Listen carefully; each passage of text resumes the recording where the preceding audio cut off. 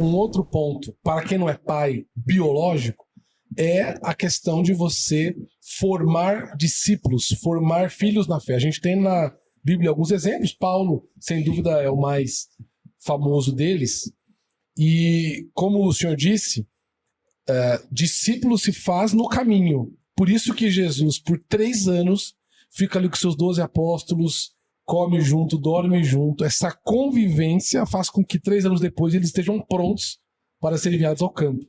Então, existe também a paternidade espiritual, que muitos homens, talvez alguns que não sejam pais biológicos, possam exercer nas suas vidas. E eu gosto de pensar nesse assunto, Anés, assim, como que a igreja nos permite ter esse encontro de gerações. Então, você pode ter a intenção de pegar uma pessoa mais nova e fazer o papel de tutor, de instruí-la, ensiná-la, mas de forma inconsciente, nós convivemos num contexto de igreja em que os mais novos sempre olham para os mais velhos com um olhar de aprendizado. Sempre. Então, é impressionante assim que na minha cabeça vem várias pessoas que eu lembro da minha adolescência e mocidade, e eu sempre os tinha como referência, ainda hoje tenho, né? Pô, esse era um homem que eu queria seguir, queria ter o mesmo modelo de família que ele tinha. Então, essa ideia de movimento de gerações da igreja é muito interessante. Aquele livro, O que ele deve ser se quiser casar com a minha filha, do Woody Balkan, ele conta uma história muito legal naquele livro, que ele conta o aspecto de que o pai dele não era crente. O pai dele era alcoólatra. E ele foi ter um exemplo de paternidade quando ele foi para a universidade. O professor dele, o técnico dele, era um cristão e começou a levar o time para jantar na casa dele. E aí, naquele livro, ele conta que ele começou a observar como que o treinador dele lidava com a esposa, com os filhos, com os atletas. E ele pegou ele como padrão de pai. Ele falou assim, esse é o tipo de pai, é o tipo de marido que eu quero ser. E aí ele conta que, futuramente, quando ele foi pedir a esposa em casamento, ele ligou para o treinador, porque era a figura que ele tinha paterna, e depois o próprio treinador ajudou ele a restaurar o relacionamento com o pai dele. Perdoar, de procurar, de reatar os laços. Então, de forma inconsciente, nós estamos o quê? Quando nós trazemos jovens para perto de nós, criança para perto de nós estamos o quê? Nós estamos, de certa forma, exercendo esse tipo de paternidade.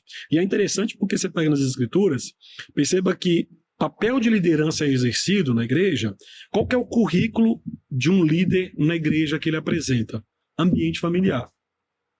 Diácono, presbítero, pastor, ambiente familiar é o currículo, as credenciais dele para ser um bom líder da igreja é uma exigência do job description de ser oficial da igreja. Exatamente, é o ambiente familiar, é como ele administra o lar, como ele se relaciona com a esposa, como que ele cria os filhos. Então, nesse ponto eu vejo assim, que você pode ter intencionalidade e realmente nós vivemos num contexto em que os nossos jovens precisam aprender a agir como homens, precisam mesmo.